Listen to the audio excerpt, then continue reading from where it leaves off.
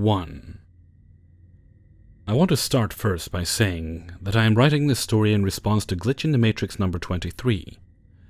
In this video, a couple saw an accident occur with police on the scene, and as they were driving closer, it seemed to disappear, only to find the accident occurred miles ahead where they could not possibly have seen it, where they initially claimed to. The person who wrote the story asked if anyone had experienced any similar occurrences. Well, here is my story. It was dark when this happened. I have a twin brother with which we happen to have the same job. I was driving with him through our small town to our job for the night shift, and we started to enter a long road. Upon entering the road, I couldn't help but see what appeared to be a black SUV spin out of control and start flipping over to the side of the road about an estimated half-mile in front of us. The odd part was that it didn't seem real, like it was a ghostly occurrence. I could see this SUV, but it was surrounded by a gray and white haze. I was going to say something to my brother like, "Oh crap, that looked crazy." But I decided not to because I continued to drive and get closer to where I had thought I saw it happen. The vehicle was nowhere to be found. Now in the past, I have been known to be a very heavy daydreamer and had thought to myself, it must just have been a daydream, as some daydreams can be pretty vivid. Well, after driving for another 5 minutes at about 55 miles per hour, I start to see something on the side of the road. It was dark, but it didn't seem right. As we got closer, we noticed that it was a black SUV flipped on its back, and a girl in her late teens or early 20s was crawling out of the vehicle. My brother and I got out of our car and called the police. The girl was pretty shaken up. I couldn't help but think to myself that it was impossible for me to have initially seen this accident at the moment I thought I did. The time that passed had been too long, and the distance too great for me to possibly see it. Not to mention there are turns on this road that would interfere with my line of sight with this accident. It was just weird. I am glad to hear someone else post a story similar to this one, as it never made any sense to me. It seemed to be a vision, only to be brought to life later on. Very strange. I also have 2 other occurrences in my life that I could not explain and share similar qualities to other stories that have been in videos, and both occurrences happened in the same exact spot. I was still living with my parents at the time, and they have a 2-story house. I was home alone one day, and it was at the top of the stairs where I was about to take my first step to go down, when all of a sudden I heard an extremely loud crash and explosion, almost like as if a lightning strike had happened very close to the house. I froze. It didn't frighten me or anything. I just have never heard such a loud explosion that close to me before. One odd note was that it didn't seem to harm my hearing in any way. Regardless, I am the type of person who can be pretty oblivious to the world and will never notice things like the weather outside at any given time. It could be pouring rain for hours and I would never know. I would also like to point out that I am a very logical person, where I always believe that there is an explanation for everything. I say this because when I heard the noise, sounding so similarly to a lightning strike, I couldn't help but think, oh, it must be raining outside. But when I looked up and out the front window while I was on the stairs, it was a beautiful day. Perfect blue skies and sun shining. I thought it was interesting, and then had the idea in which possibly there may have been a lightning strike during daytime. I believe that to be possible. I could be wrong. I don't know what it was, but I'm wondering if anyone has ever had this experience. Another odd experience that was in the exact same spot, maybe several months to a year later, being home alone again, I was about to take my first step downstairs when all of a sudden, I started to hear voices in what seemed to be another upstairs room, down the hallway leading to the bedrooms. I froze at the top of the stairs and tried to listen more intently, trying to make sure that I was actually hearing something. It turns out I kept hearing the voices, like a conversation between 2 people. The only details that I can express about this particular conversation was that either I couldn't hear what they were saying or they were talking in a different language. As much as I tried to listen to the conversation, I could only hear it, if that makes sense. It sounded closest to a radio that was muffled by being put under a pillow, except slightly clearer. I thought maybe a TV was on at a very low volume, or if there was some small radio on in one of the bedrooms. As I turned to go down the hallway, the voices stopped. I looked in all rooms, all TVs were off, and I could not hear anything anymore. It was dead silent. I waited another 60 seconds trying to keep my ears out for any sign of noise, but to no avail. I didn't quite understand and gave up trying to figure out what it was. I even forgot about it for a couple of weeks, until I was with my family in the house and brought it up to them. My mother claimed to have heard voices one time too. I wish I could have listened to the conversation, and I have not heard any voices since. I really don't know what it was. Perhaps I was listening to another timeline or a future conversation within the house. My family had the house built and we decided to move into it upon completion, so I don't think it was a past conversation. I just don't know. 2. I've had many strange and eerie dreams that seem real in the moment, but never one quite this scary or complex. I don't know what they mean, and they don't happen often. I don't often even remember having dreamt after waking up. But when they stick, they always feel like a warning. Cryptic, I know, but after looking through this sub, all I can think about is that dream. It started normal with me in my bed, then I would sit up, walk to my door, and find I was back in bed after crossing the threshold. I don't remember how much this repeated before I realized I was dreaming, but it got worse once that happened. I would wake up, sit up, and feel pressure on my back which would make me realize I was sleeping, and resume the cycle of me waking up in bed. It may sound insignificant, but I convinced myself that I was never going to wake up. I panicked, and kept having short breakdowns after every realization. Through desperate pursuit, I crossed the doorway into the hall on separate occasions before each reset. The first time, the corridor was softly lit, only distant feeling. I turned toward the doorway of an abandoned room that had sunlight streaming in with dust through 2 columns of side lights, those narrow vertical glass windows next to the front doors of upper-class homes. They stood across from each other, lining the open pathway, where a door would have been. Each had 3 to 5 panes stacked on each other in a ladder-rung style. The opening of the otherwise empty room I was watching the doorway from the hall looked vintage, like a faded filter. The glass was shattered in most of the frames. It littered the floor. I thought I had glimpsed one of my brothers in the corner of this room as I tried to continue down the corridor. I woke up then. The next, I had paved farther down the hall that was now dark, only to be cut off by a reset. Once I had come back to this again, I moved quickly to the living room that opened from the end of the hall. This was the house I grew up in, and was living in at the time, so I knew the layout. A near pitch-black view awaited me, and I found the silhouette of my mother. I was so relieved. I ran to shake her awake, only to realize her dead. She straight up began to, wicked witch of the East, curl in on herself. This happened quickly, until she black hole folded in on herself and disappeared.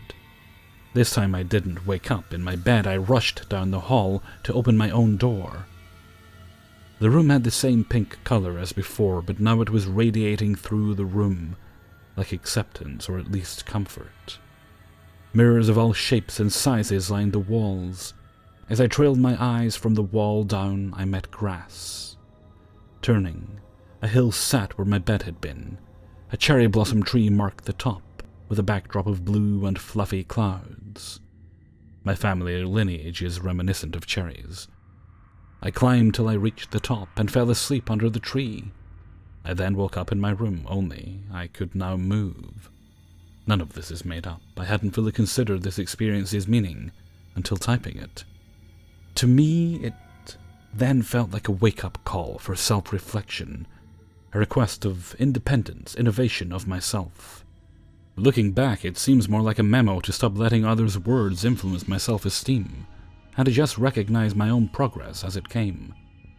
A request for confidence and personal awareness towards my own expectations, as well as those of the people around me. I needed to be okay with sitting still while recognizing when others were running, yet not feeling worthless in response, or ignoring undeserved pushes because of it. It felt like the closest thing to actual enlightenment I've ever experienced. This is considering I don't believe in a higher power. It said things I only now begin to understand. My relationship with my mom was manipulative, and has only gotten better recently. The brother I saw was always used as a comparison with me about destructive behavior. I realize this now, and things are better. If I hadn't had this, I don't know whether I would have sought help and support for myself. I don't know if it's common for one's subconscious to reach out in dreams this obviously, or if it was something else. One thing I know is I could never have been this presently self-aware about interactions surrounding my life. In 7th grade, when I had the dream, the experience may have been muddled in terms of understanding, but I wholeheartedly believe it's one of the only things that kept me trying. 3. Ever since the beginning of 2018, I would have a recurring dream. I was an offensive tackle on my high school football team at the time. In my dream, I would be in a very intense game against a team that had white uniforms and black helmets and pants.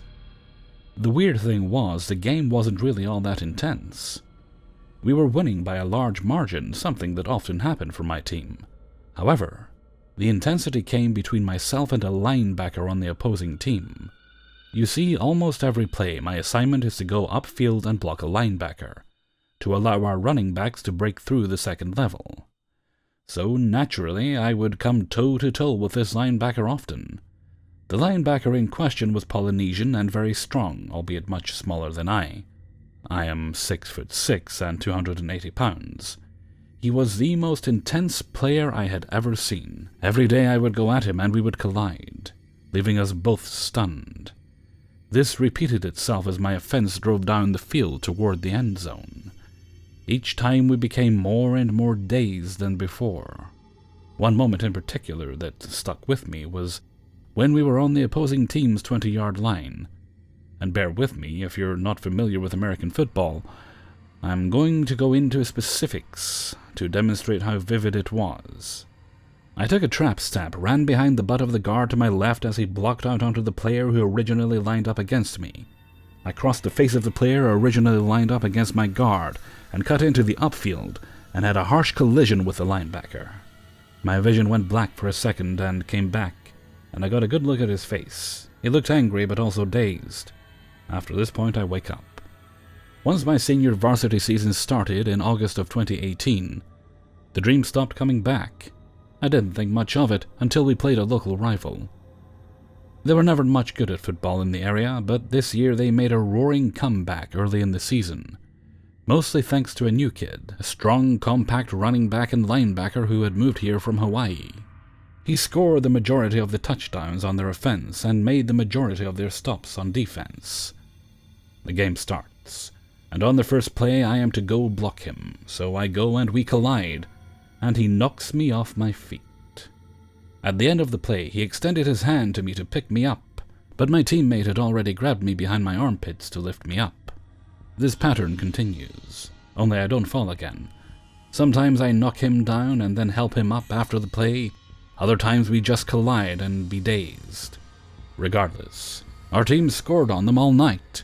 I was able to stop the linebacker protege enough for our guys to take the opportunity and score. Fast forward to about 2 minutes left in the first half. We're to drive almost all the way down the field and hopefully score.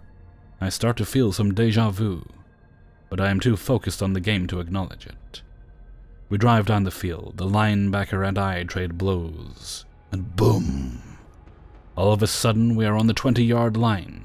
Coach relays the play to our quarterback, 28 sweep.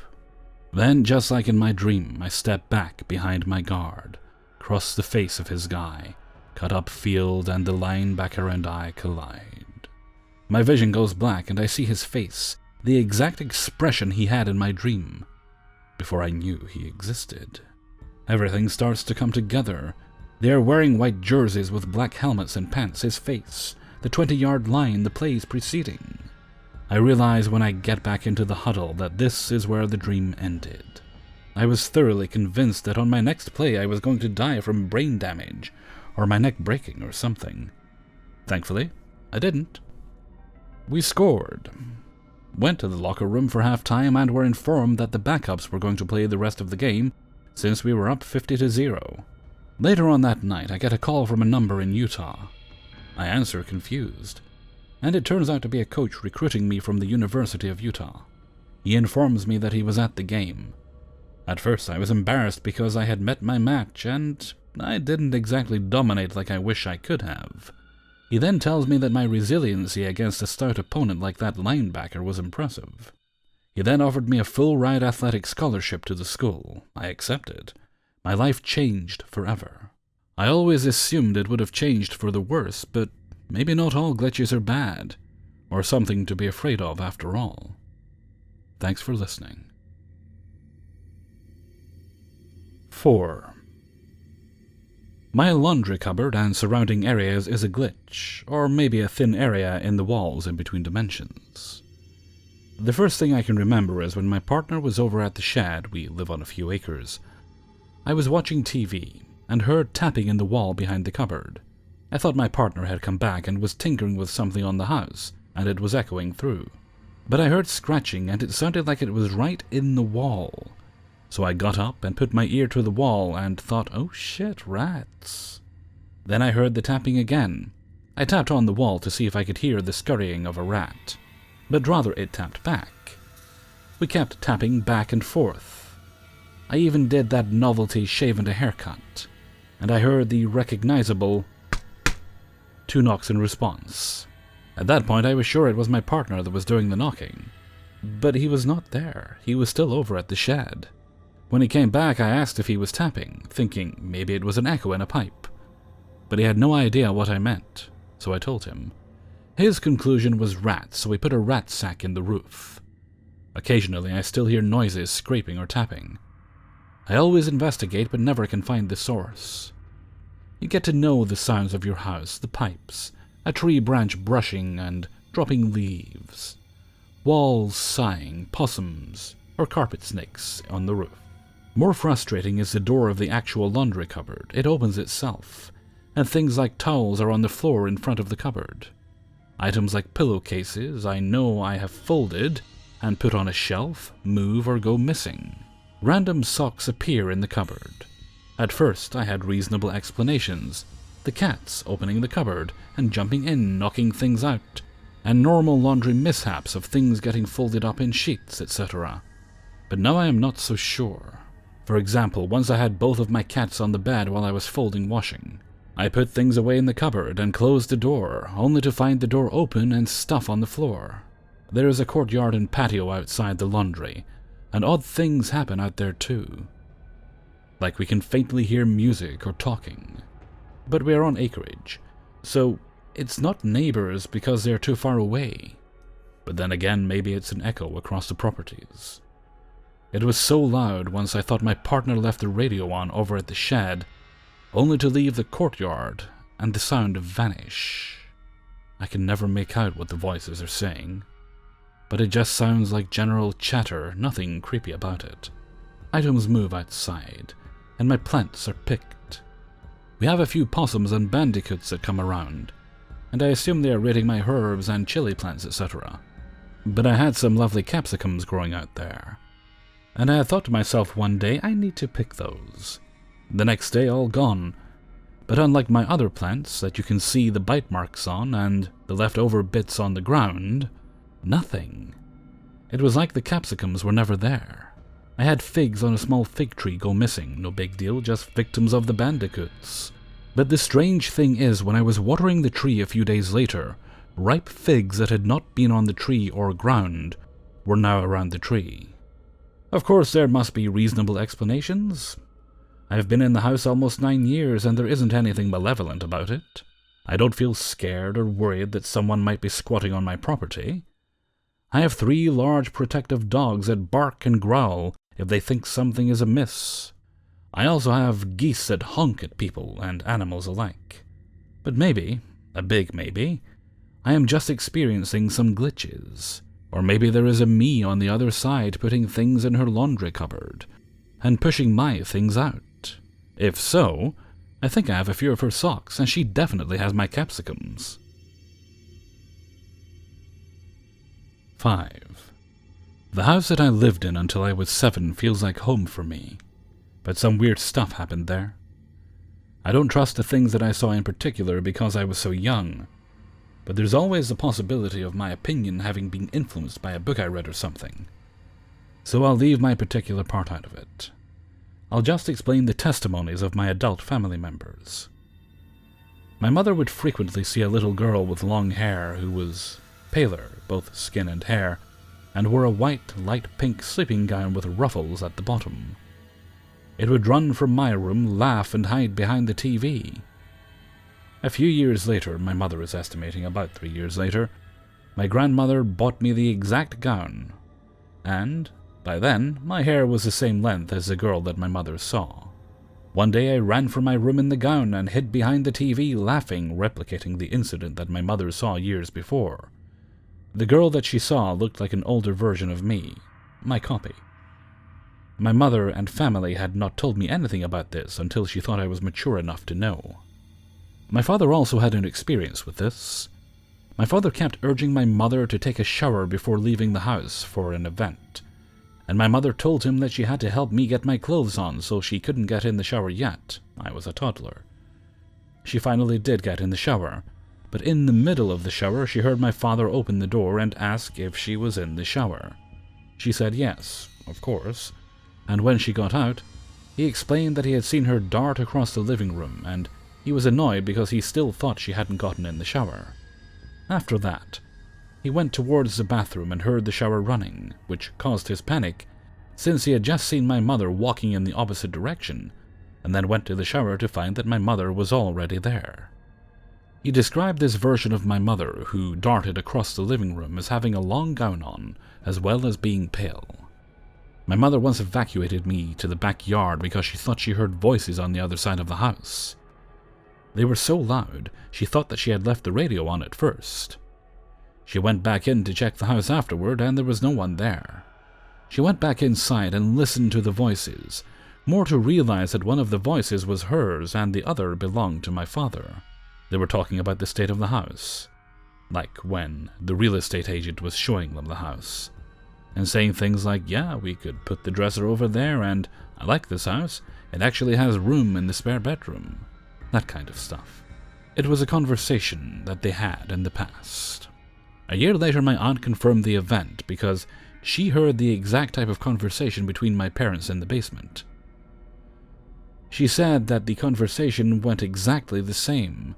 They were talking about how they liked the house as if they were considering buying it.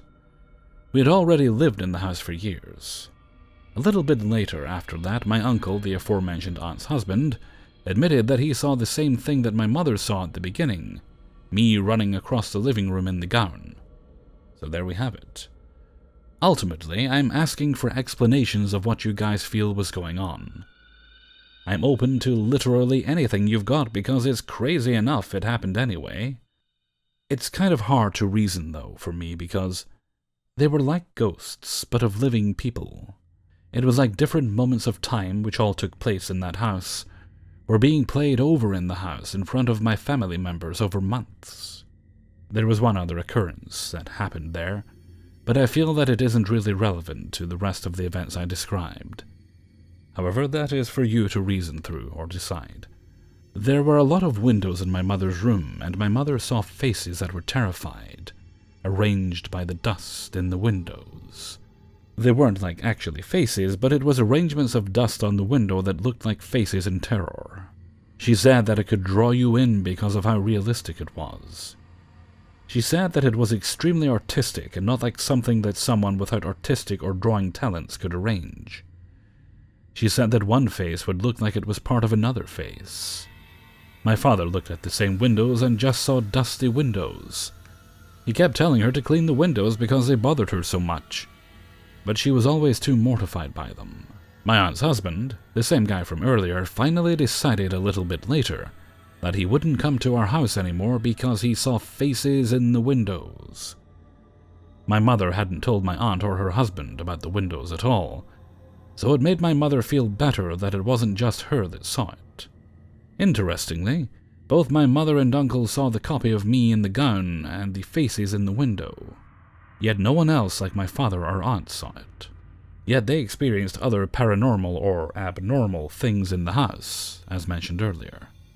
I know that the last occurrence was somewhat out of place with everything that happened, so you can address what you think about the other events instead. However, if the last occurrence makes sense, then by all means let me know as well. Hey everybody, Hellfreezer here, and thank you very much for listening to Glitch in the Matrix number 108. And thank you very much to everybody who allowed me to use and sent in stories for use in this video. It's getting nice and warm here, to the point where it's hotter than you're used to, but it's still quite enjoyable. It's about 12:30 in the morning here. I did plan on doing my work a lot earlier, but the neighbors were enjoying the sun, so I'm 49% understanding and the rest just mad. Hoping to get out and enjoy it myself at the weekend. There's a few other things I'm planning on doing at the weekend, but I will probably update you on those tomorrow, or possibly over the weekend videos. Okay, and with that I'm going to head off for now. So until next time, thank you very much for listening, and take very good care of yourselves.